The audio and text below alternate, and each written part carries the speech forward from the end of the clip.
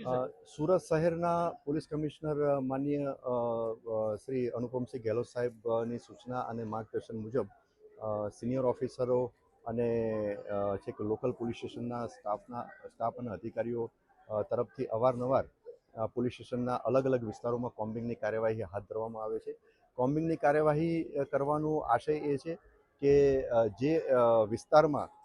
લાગતું હોય કે એમાં ક્રિમિનલ અને એન્ટી સોશિયલ એલિમેન્ટ વધારે હોય એમાં એમને આઈડેન્ટિફાઈ કરવાના, એમના ઘરે કોઈ પ્રતિબંધિત ચીજવસ્તુ મળી આવે તો એ અનુસંધાને કાયદા અનુસાર કાર્યવાહી કરવાની અને એક એન્ટી સોશિયલ એલિમેન્ટ અને ક્રિમિનલ જે એલિમેન્ટ હોય એમનામાં એક મેસેજ જાય કે પોલીસ